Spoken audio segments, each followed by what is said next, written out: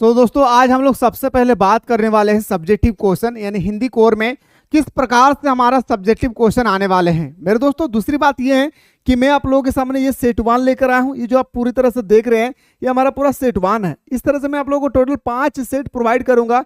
देखता हूं मेरे दोस्तों कि कितना ऐसा बंदा है जो 5 सेट को करने के लिए तैयार है।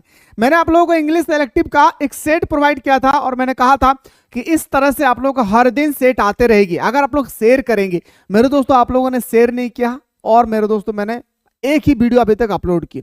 मैं फिर से कह रहा हूं कि अभी भी अगर आप लोग शेयर करना शुरू कर दें अपने दोस्तों को, अपने घर के आसपास में जिन्होंने इंग्लिश इलेक्टिव लेकर स्टडी कर रहे हैं, यकीन मानिए मैं तुरंत आप लोगों को इंग्लिश इलेक्टिव का मोस्ट इंपॉर्टेंट क्वेश्चन करवाने की कोशिश करूंगा। तो फाइनली सर सबसे पहले याद रखिएगा हम लोग सब्जेक्टिव क्वेश्चन में बात करने वाले कि आखिर हमारे एग्जाम में सब्जेक्टिव में आएंगे कैसे। सबसे पहला तो क्वेश्चन ये ठान लीजिए मेरे भाई, ये क्वेश्चन मेरे अकॉर्डिंग सबसे महत्वपूर्ण प्रश्न है।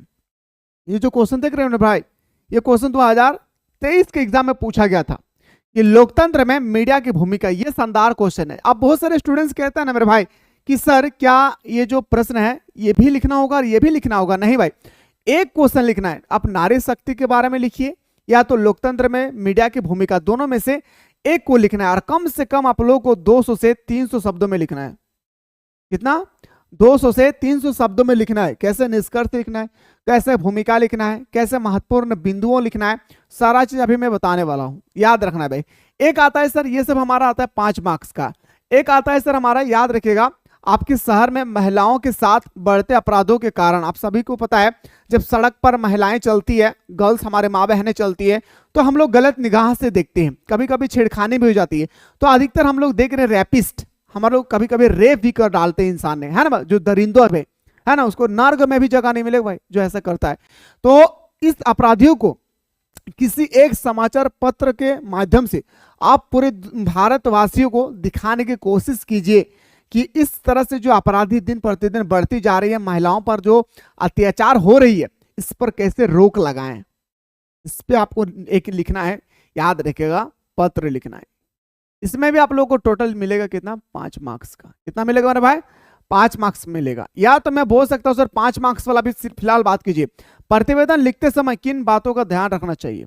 प्रतिवेदन लिखते समय किन किन बातों का ध्यान रखना चाहिए? दूसरा क्वेश्चन, जनसंचार के प्रमुख कार्य कौन कौन से हैं? ये आपको लिखना है कि जो जनसंचार है इसका प्रमुख कार्य क्या क्या है। पहला याद रखना मेरे भाई। अब आते हैं सर, आपका अगला क्वेश्चन है, समाचार को परिभाषित करते हुए उसके तत्वों पर प्रकाश डालें। अभी मैं सब्जेक्टिव करवाऊंगा, इस सारे का आंसर करवाने वाला हूं। पहले आप लोग ध्यान से देखिए, समाचार को परिभाषित करते हुए ये सारे क्वेश्चन आप लोगों को मैं जबरदस्त करवाया था एक बार आप लोगों को। कहाँ पे?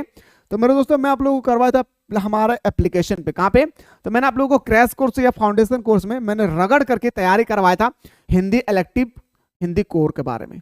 और मेरे दोस्तों में कोई ऐसा प्रश्न नहीं है, हमें जहां तक लगता है कि कोई ऐसा प्रश्न नहीं है जो मैं अभी तक नहीं बताया आप लोगों को, फिर भी मैं बताने वाला हूं, तैयार रहिएगा भाई।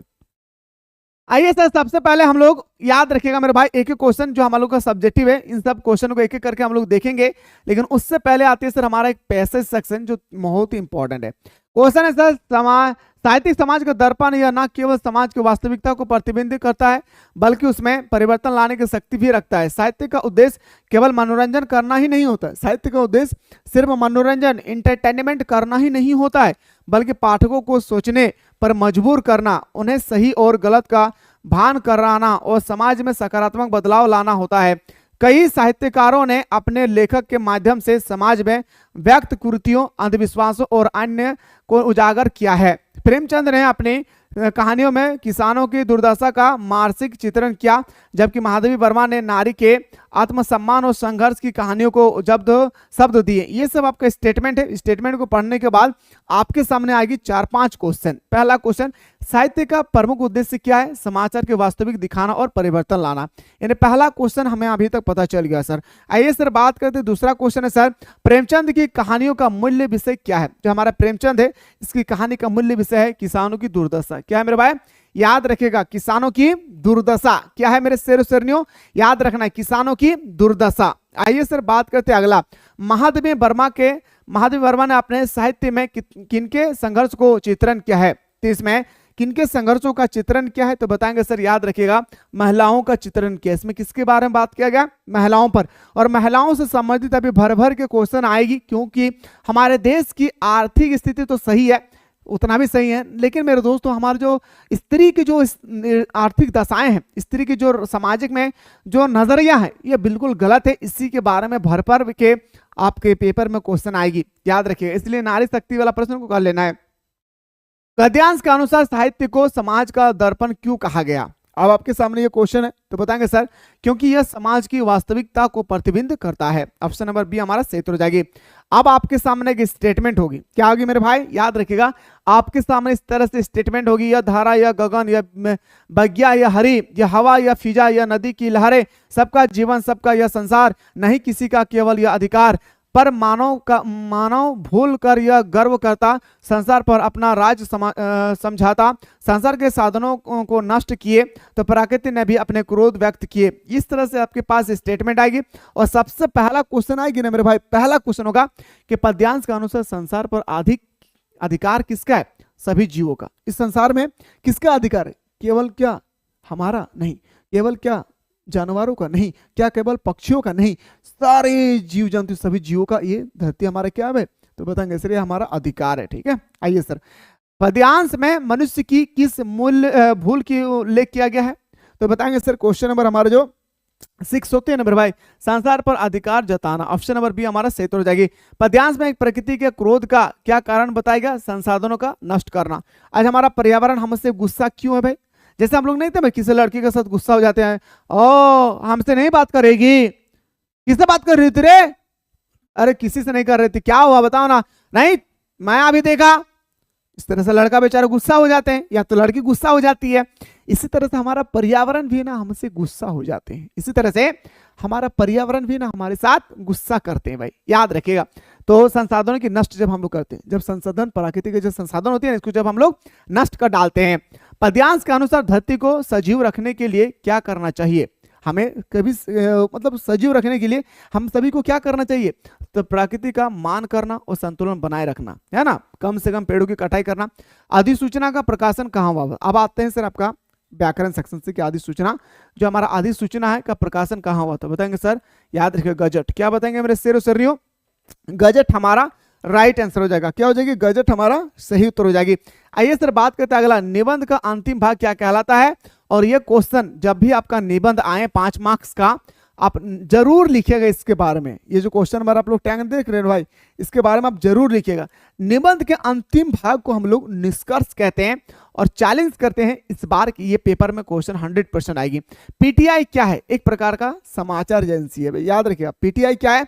एक प्रकार का हमारा समाचार एजेंसी है। मैं फिर से कह रहा हूं, जो समय बची है मेरे दोस्तों, जल्दी से प्ले स्टोर से मिसाइल क्लासेस के आपको डाउनलोड कर लीजिए और क्रैश कोर्स को ज्वाइन कर लेना है। और जिसने क्रैश कोर्स को ज्वाइन कर डाला है, अगर आप लोग ऑनलाइन टेस्ट सीरीज लगाना चाहते हैं मेरे दोस्तों, ये ऑनलाइन टेस्ट सीरीज पता है क्या है? जो आप लोगों का 30 मार्क्स का ऑब्जेक्टिव आएगी ना, यहाँ पे फाइनल एग्जाम के अकॉर्डिंग टू द पॉइंट, जैसे फाइनल एग्जाम में आएगी वैसे आपको यहाँ पे सेट दिया गया है। 7, 8, 9 मतलब लगभग 8, 9 सेट आप लोगों को प्रोवाइड किया गया है। याद रखिएगा, जब आप ऑनलाइन टेस्ट सीरीज लगाएंगे ना, तो मेरे दोस्तों आपके अंदर में एक भावना जागेगी कि हमारी तैयारी कितनी हुई है। ये तो फाइनल एग्जाम के अकॉर्डिंग होगी, इसमें आप चोरी भी नहीं कर सकते। इसमें आपका ग्रेड दिखेगी, रिजल्ट दिखेगा, ऑल ओवर झारखंड में आपका रैंक कितना आ रहा है, सारा चीज इसमें एक एक करके आप सभी को दिखेगा। समझ पा रहे हैं भाई? याद रखिएगा, एक एक चीज को आप लोगों को यहाँ पे दिखेगी। तो इसमें भी जाके आपको मात्र 99 रुपीज, ज्यादा फी भी नहीं है मेरे भाई, मात्र 99 रुपीज में जाकर जल्दी से आप लोग हमारे साथ जुड़ जा सकते हैं भाई। ठीक है, आइए सर बात करते हैं आप क्वेश्चन पे। सर क्वेश्चन है नेक्स्ट पे, अगला क्वेश्चन है सर कि भारत का पहला छापाखाना कहाँ लगाया गया था? सबसे पहले छापाखाना का मतलब होता है प्रिंटिंग प्रेस, प्रिंटिंग मशीन। तो छापाखाना सबसे पहले लगाया गया था गोवा में। लेकिन मेरे भाई छापाखाना का अगर आपसे पूछा जाएगा आविष्कार गुटनबर्ग, याद रखिए किसने किया था मेरे भाई? गुटनबर्ग, इसका गुटनबर्ग याद रखना मेरे भाई। इसका राइटर कौन है मेरे भाई? यानी इसका स्थापना किसने किया था? गुटनबर्ग ने किया था हमारा छापाखाना का आविष्कार। बात करते हैं अगला, अब इस हमारे साथ जुड़े रहिए, ठीक है। मैं जितना क्वेश्चन अभी करवाया हूँ सब्जेक्टिव का, सारा अभी आंसर बताने वाला हूँ। संचार प्रक्रिया में आई बाधाओं को क्या कहते हैं? संचार प्रक्रिया में जो बाधाएं आती है ना, उस बाधा को हम लोग कहते हैं शोर कहते हैं भाई। क्या कहते हैं मेरे भाई? शोर, जिसे हम लोग इंग्लिश में साउंड भी कहते हैं। उल्टा पिरामिड शैली का प्रयोग किस लेखन में होता है? उल्टा पिरामिड, याद रखना मेरे भाई। कौन सा पिरामिड? उल्टा पिरामिड शैली का प्रयोग किस लेखन में किया जाता है? तो उल्टा पिरामिड का हम लोग प्रयोग करते हैं समाचार लेखन में। कहां मेरे भाई? समाचार लेखन में। अखबार की आवाज किसे माना जाता है? कितना मस्त क्वेश्चन दिया, मेरा सबसे फेवरेट क्वेश्चन है आज का भाई, कि क्या बोलते हैं भाई, अखबार की आवाज किसे माना जाता है? तो अखबार की आवाज हम लोग मानते हैं भाई संपादकीय क्यों, यानी जो हमारा रिपोर्टर है भाई, है ना, वही तो हमें दिखाता है ना हमारा देश की आर्थिक स्थिति, सामाजिक स्थिति, राजनीतिक स्थिति, कैसे हमारे देश चल रही है, सारी चीज दिखाती है हमारा रिपोर्टर, संपादकीय।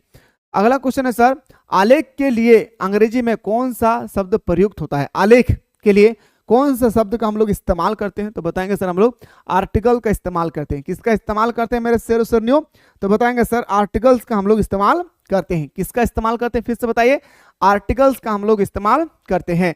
अब आपके सामने मेरे दोस्तों खतरनाक सा क्वेश्चन होगी, जो पूरी तरह से आपका किताब का क्वेश्चन होगा, और ये बहुत ही आसान होती है भाई। ये जो आप लोग देख रहे हैं ना, ये बहुत ही आसान होती है।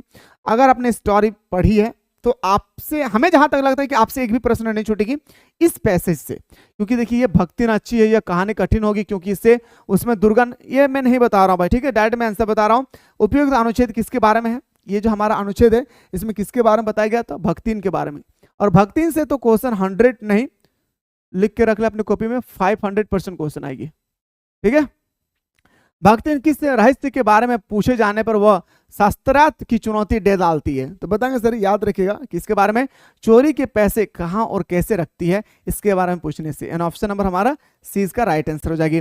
इधर उधर बिखरे रुपये पैसे का भक्तिन जो कुछ करती है हम उसे चोरी मानेंगे, यह क्यों? क्यों? वह घर में सेविका है, उसका अधिकार घर की किसी वस्तु पर नहीं है। बिल्कुल सही बात है। यानी मेरे दोस्तों इस तरह से हमारा ऑप्शन नंबर डी इसका राइट आंसर हो जाएगी। क्या हो जाएगा मेरे भाई? याद रखिए, इस प्रकार हमारा ऑप्शन नंबर डी हमारा सही उत्तर हो जाएगा। आइए सर बात करते हैं, अगला क्वेश्चन है सर कि भक्तिन का परम कर्तव्य क्या था? जो हमारा भक्तिन है भाई, इसका अपना परम कर्तव्य क्या है?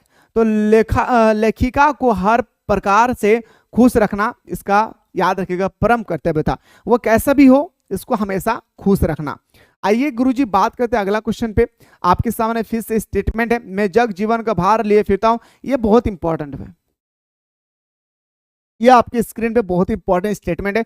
मैं जग जीवन का भार लिए फिरता हूं, फिर भी जीवन में प्यार लिए फिरता हूं। वो कर दिया किसी ने झंकृत, जिनको छूकर मैं सांसों के दो तार लिए फिरता हूं। मैं स्नेह सुरा का पान क्या करता हूं। मैं कभी ना जग का ध्यान क्या करता हूं। जग पूछ रहा उनको जो जग की गाते। ये स्टेटमेंट है, इसके सामने क्वेश्चन है, मैं जग की जीवन का भार लिए फिरता हूं। भक्ति में कभी क्या तात्पर्य है? जीवन में जिम्मेदारी का बोझ उठाना। याद रखिए, जीवन में जिम्मेदारी का बोझ उठाना, इसके बारे में बताया गया था। अभी बैन, अगर आप लोगों को अच्छा लगे ना मेरे दोस्त, देखिए यूट्यूब में आप देखेंगे ना, तो हिंदी कोर और इंग्लिश सेलेक्टिव ना के बराबर शिक्षक बताते हैं। क्यों पता है? क्योंकि इसमें बहुत मेहनत लगती है।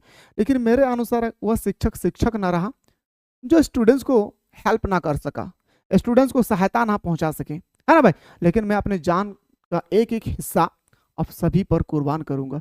बस आप लोगों से हाथ जोड़कर विनती है कि आप लोग शेयर कीजिए, ठीक है। और मेरे दोस्तों याद रखिएगा, ये जो हम लोग अभी देख रहे हैं ना मेरे भाई, ये मात्र अभी आप लोग जो 1 लाख अभी हमारा होने वाला है ना मेरे भाई, याद रखिएगा, इसको हम लोग इतना अच्छे मकाम तक पहुंचाना है ताकि झारखंड के एक गरीब से गरीब बच्चा मात्र 300 से 400 रुपया में पूरा साल भर की पढ़ाई, वो भी ऑनलाइन क्लास 2 टाइम हमारे साथ कर सकते हैं। मात्र 300 से 400 रुपया में सुबह शाम दोनों टाइम हमारे साथ कर सकते हैं। तो आने वाला जो जनरेशन है आप लोगों का, जो अभी क्लास 10 में है, क्लास 11 में है, उनको हमेशा आप लोग सजेस्ट कीजिएगा कि आप मिसाल क्लासेस के एप्लीकेशन पे आइए, जहां पे सुबह शाम दोनों टाइम क्लासेस चलती है। आइए सर बात करते हैं अगला क्वेश्चन पे। क्वेश्चन नंबर नेक्स्ट है सर, अपनी जिम्मेदारियों के बोझ को उठाते हुए भी कभी क्या कर लेता है? अपने जीवन से प्रेम कर लेता है। ऑप्शन नंबर हमारा 22 का क्या हो जाएगी? सी इसका राइट आंसर हो जाएगा।